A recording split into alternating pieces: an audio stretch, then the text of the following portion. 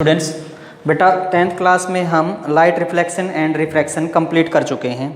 अब हम आगे चल रहे हैं बेटा the human I and colourful world.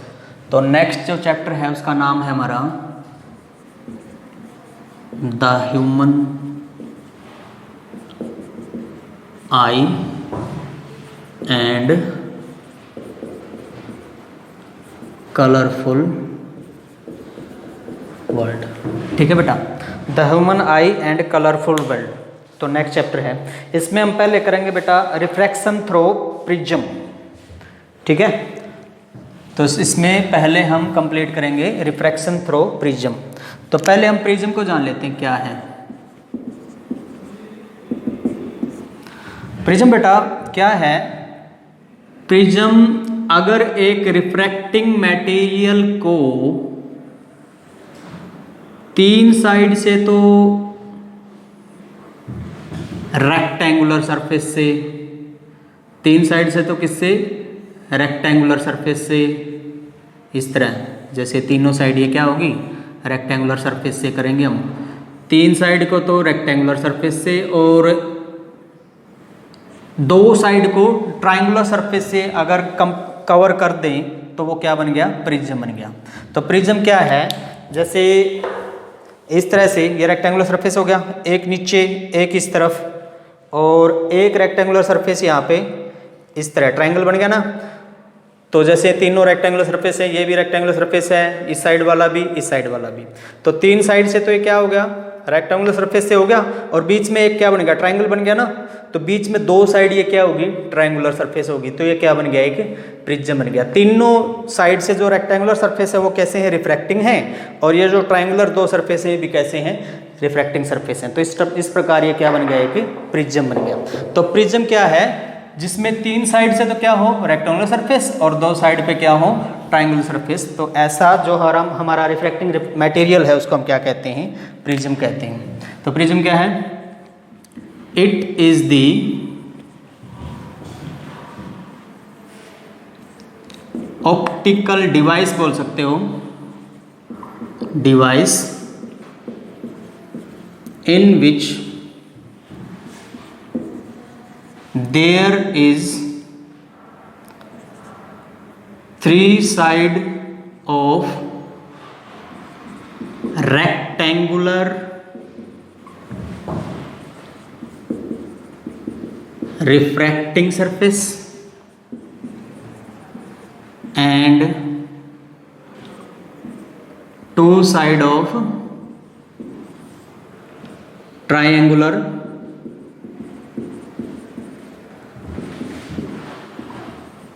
Refracting surface. तो बेटा प्रिज्म क्या है? प्रिज्म एक ऐसा ऑप्टिकल डिवाइस है जिसमें क्या है? तीन साइडों पे तो रेक्टेंगुलर रिफ्रैक्टिंग सरफेस है और दो साइड पे क्या है? ट्रायंगुलर रिफ्रैक्टिंग सरफेस है। इस तरह से फाइनल इमेज हमें मिलेगी प्रिज्म की बेटा। ये तीन साइड से तो ये क्या है? रेक्टेंगुलर है, और ये जो आगे ये वाला और वो पीछे वाला ये साइड क्या है? हमारे पास ट्रायंगुलर सरफेस है। ठीक है, तो यहाँ पे हमारे पास क्या हो गया? प्रिज्म। और ये जो इसका एंगल है इसको बोलते हैं एंगल ऑफ प्रिज्म। ठीक है ना, ये जो ए एंगल है इसको बोलते हैं एंगल ऑफ प्रिज्म। ठीक है बेटा, अब है रिफ्रैक्शन थ्रू प्रिज्म।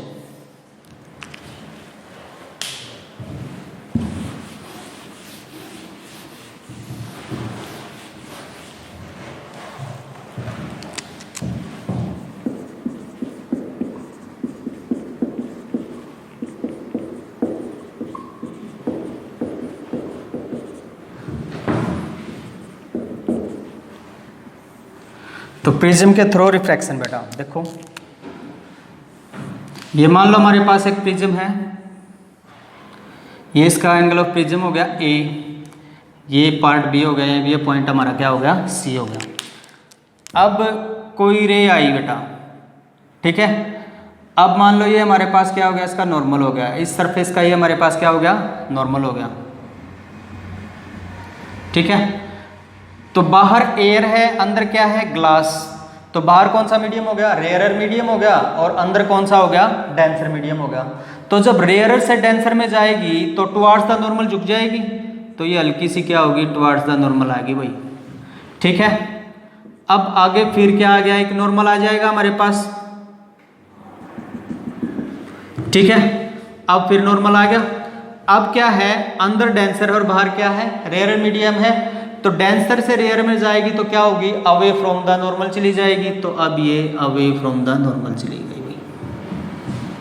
ठीक है, ये इंसिडेंट रे है, ये रिफ्रैक्टेड रे है।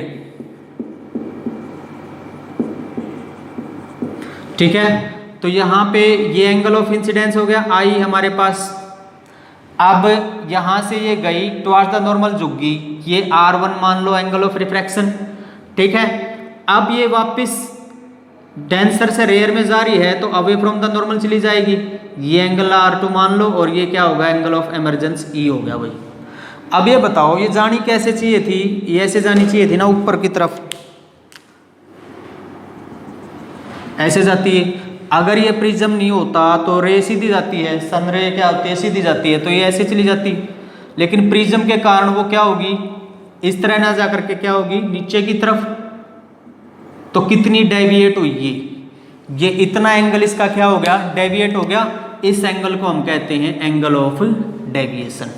इतना एंगल क्या हो गया इसका, डेविएट हो गया, तो इस एंगल को हम कहते हैं एंगल ऑफ डेविएशन। ठीक है, आई क्या हमारे पास, इंसिडेंट एंगल। ठीक है, R1 क्या है, रिफ्रैक्टेड एंगल। ठीक है ना, और R2 क्या है, incident angle for denser to rarer surface. ठीक है भाई, और यहां पे E क्या है, एंगल ऑफ इमर्जेंस, बाहर निकल गई इससे। और A क्या है हमारे पास, एंगल ऑफ प्रिज्म। ठीक है बेटा, तो इंसिडेंट रे आई, यहां पे एयर है, रेयर मीडियम है, यहां पे ग्लास है, डेंसर मीडियम है। तो जब नॉर्मल से टकराई यहाँ पे, तो यहाँ पे नॉर्मल से क्या हो जाएगी, टुवर्ड्स द नॉर्मल झुक जाएगी, क्योंकि डेंसर से रेयर में जा रही है तो टुवर्ड्स द नॉर्मल झुक गई। अब आगे डेंसर से रेयर में जा रही है तो ये क्या हो जाएगी, अवे फ्रॉम द रेयर से डेंसर में तो टुवर्ड्स द नॉर्मल, और डेंसर से रेयर जा रही है तो क्या हो जाएगी, ये अवे फ्रॉम द नॉर्मल चली जाएगी बेटा। ठीक है, तो ये था हमारा रिफ्रैक्शन थ्रू प्रिज्म। अब आगे बेटा, अगर जैसे रिफ्रैक्शन हो रहा है प्रिज्म के थ्रू तो लाइट क्या हो जाती है, डिस्पर्स हो जाती है। तो डिस्पर्सन ऑफ लाइट क्या है, लाइट का 7 कलरों में टूट जाना क्या कहलाता है, डिस्पर्सन ऑफ लाइट कहलाता है। तो जो प्रिज्म है, प्रिज्म के थ्रू लाइट का क्या होगा, डिस्पर्सन होगा। वो लाइट क्या हो जाएगी, 7 कलरों में डिवाइड हो जाएगी। ठीक है, नेक्स्ट है हमारा टॉपिक डिस्पर्सन ऑफ लाइट। तो रिफ्रैक्शन थ्रू प्रिज्म ये फिगर है केवल, इसमें कोई थ्योरी नहीं है। आपको अगर केवल आएगा तो 2 नंबर में केवल ये फिगर बनाना आएगा, उसको आप अच्छे से डिफाइन कर दोगे कि ये इंसिडेंट रे आ रही है, ये रिफ्रैक्टेड रे है, एमरजेंट रे है हमारे यहाँ पे एमरजेंस एंगल है, और ये एयर से डेंसर में मतलब ग्लास में गई और फिर डेंसर से एयर में। ठीक है, तो इस प्रकार आप इसको डिफाइन कर दोगे। तो नेक्स्ट है हमारा dispersion of light through prism.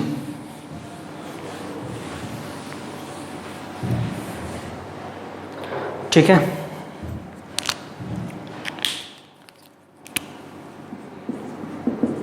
Dispersion of light by glass prism. ठीक है, तो ये हमारे पास ग्लास प्रिज्म है।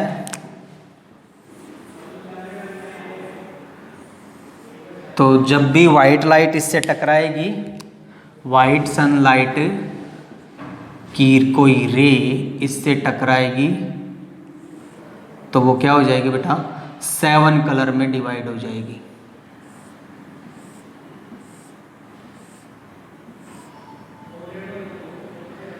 ठीक है ना, तो वो क्या हो जाएगी, 7 कलर में डिवाइड हो जाएगी। ठीक है, अब वो कलर क्या होंगे, विप ग्योर करके होंगे बेटा। वो कलर सबसे ऊपर कौन सा होगा, रेड होगा, और सबसे नीचे कौन सा होगा, वायलेट होगा। ठीक है ना, तो वो क्या होंगे, विप ग्योर करके। ठीक है, V का मतलब क्या है? वॉयलेट, I का मतलब इंडिगो, B का मतलब ब्लू, G का मतलब ग्रीन, Y का मतलब येलो, O का मतलब ऑरेंज और R का मतलब क्या है? रेड। ये मैं बताऊंगा। तो पहले हम डिस्पर्सन देखते हैं क्या होता है।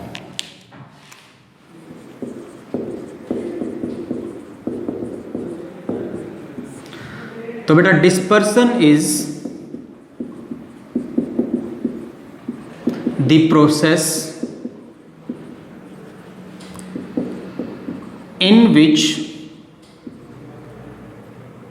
white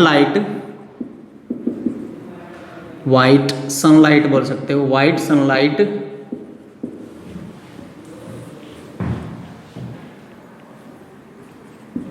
converted into 7 colors after refraction through the prism. ठीक है ना।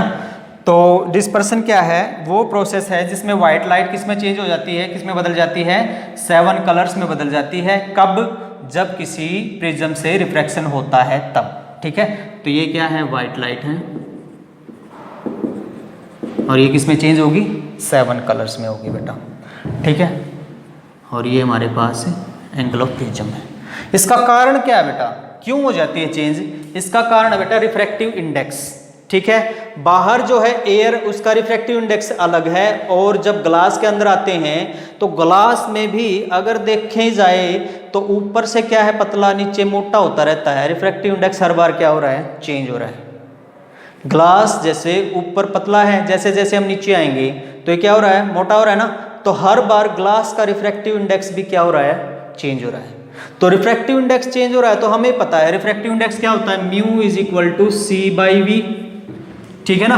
तो velocity of light in medium to the velocity of light in vacuum, vacuum की बजाय vacuum divided by velocity of light in medium. ठीक है। अब अगर velocity of light in medium कम है तो रिफ्रैक्टिव इंडेक्स क्या होगा? ज़्यादा। और अगर velocity of light in medium ज़्यादा है तो रिफ्रैक्टिव इंडेक्स क्या होगा? कम। तो अब ये देखो, ऊपर रिफ्रैक्टिव इंडेक्स क्या है? कम। नीचे जैसे जैसे आएंगे रिफ्रैक्टिव इंडेक्स क्या होता जाएगा? ज़्यादा। तो वेलोसिटी ऑफ लाइट क्या होती जाएगी? चेंज होती जाएगी। तो अगर वेलोसिटी ऑफ लाइट चेंज होती जाएगी नीचे आते आते, ठीक है, तो इसका मतलब जो कलर्स हैं लाइट के वो भी क्या हो जाएंगे? अलग होते आएंगे। ठीक है। ठीक है। तो जैसे जैसे हम नीचे आते हैं जो कलर हैं हमारे लाइट के वो क्या हो जाते हैं? अलग अलग हो जाते हैं। तो हमें कितने कलर मिलते हैं? हमें बेटा 7 कलर मिलते हैं इसमें। ठीक है। तो सबसे ऊपर रेड और सबसे नीचे क्या है? वॉयलेट। तो सबसे जो कम डेविएट होगा वो कौन सा होगा? रेड। और सबसे ज़्यादा डेविएट कौन होगा? वॉयलेट कलर होगा बेटा। ठीक है। चलो, तो यहाँ पे हमें कितने कलर मिलेंगे बेटा? ये 7 कलर मिलेंगे। और इसका कारण क्या है? Change in refractive index, cause of dispersion. The cause of dispersion is the change in refractive index of the material. Her bar material का रिफ्रैक्टिव इंडेक्स चेंज हो रहा है, उसके कारण क्या हो रहा है? वो डिस्पर्सन हो रहा है, मतलब कलर हमें अलग अलग मिल रहे हैं। ठीक है। तो सबसे ज़्यादा जो डेविएशन होगा वो किसका होगा? वॉयलेट का। और सबसे कम किसका होगा? रेड का। Here we get 7 colours in dispersion. कौन कौन से? वॉयलेट, दूसरे नंबर पे इंडिगो, तीसरे नंबर पे ब्लू, चौथे नंबर पे ग्रीन, पांचवें नंबर पे येलो और छठे नंबर पे हमारे पास क्या है? रेड कलर है बेटा। ठीक है। तो ये जो है हमारे पास 7 कलर, कौन एक कलर कोई रह गया क्या? वॉयलेट हो गया, इंडिगो हो गया, ब्लू हो गया, ग्रीन हो गया, येलो हो गया, ऑरेंज है। छठे पे ऑरेंज और 7वें पे हमारे पास क्या है? रेड है। और सातवें पे हमारे पास क्या बेटा, रेड। तो ये 7 कलर हमें मिलेंगे कब, डिस्पर्सन के बाद। डिस्पर्सन कब होगा, जब व्हाइट लाइट रिफ्रैक्टेड होगी किसके थ्रू, एक प्रिज्म के थ्रू। प्रिज्म के थ्रू रिफ्रैक्शन होने के बाद हमारे पास क्या आ जाएंगे, 7 कलर मिल जाएंगे। सबसे कम जो डेविएट होगा वो कौन सा होगा, रेड होगा, और सबसे ज़्यादा जो डेविएट होगा वो कौन सा होगा, वायलेट होगा। ठीक है, और ये जो डेविएशन है ये किस पे डिपेंड करेगा, रिफ्रैक्टिव इंडेक्स पे डिपेंड करेगा। ठीक है, तो ये है जो बेटा प्रोसेस हमारा क्या है, dispersion of light by a glass prism. 3 number का क्वेश्चन आ सकता है, तो 3 नंबर में आप इतना लिख दोगे तो आपको 3 नंबर आराम से मिल जाएंगे। फिगर बनाओगे, पहले फिगर बना के डिस्पर्सन क्या होता है वो लिखो, और उसका कारण क्या है, और हमें कितने कलर मिलेंगे। ठीक है बेटा, अब अगर हम देखें तो आपने वेवलेंथ पढ़ रखी होगी। साउंड के जो 9th क्लास में साउंड का जो चैप्टर आता है उसमें वेवलेंथ हम पढ़ते हैं। तो वेवलेंथ क्या है, देखो नेक्स्ट जो अगर हम देखें इसमें 3 नंबर का क्वेश्चन यहाँ तक हमारा कंप्लीट हो जाता है। तो नेक्स्ट अब वेवलेंथ देखो क्या होता है।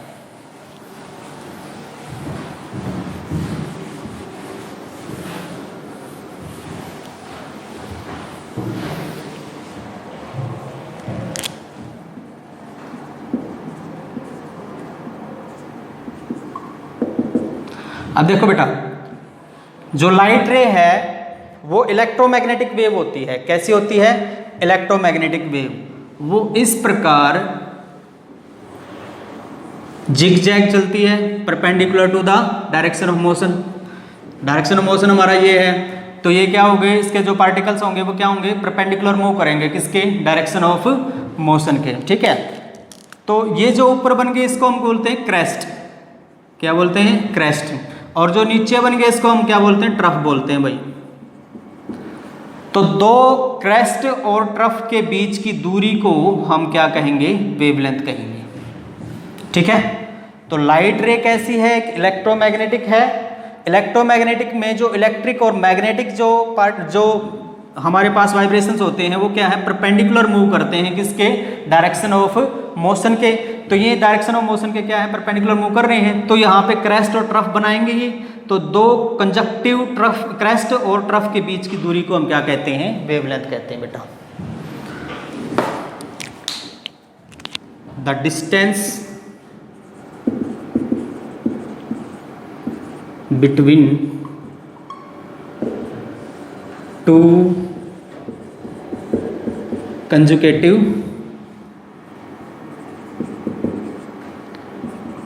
क्रेस्ट और ट्रफ इज कॉल्ड वेवलेंथ। तो उसको हम क्या कहेंगे, वेवलेंथ कहेंगे। और इसके लिए सिंबल है बेटा लैम्डा। इसको क्या कहते हैं, लैम्डा कहते हैं।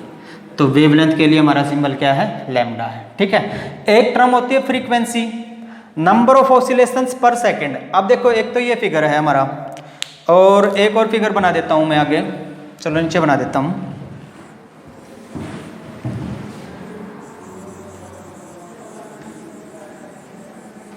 ठीक है, तो इन दोनों फिगर में क्या है डिफरेंस। अब मान लो टोटल टाइम यहाँ पे हमारे पास कितना है, यहाँ से लेके यहाँ तक t टाइम लिया, और ये भी यहीं पे पहुँच गया।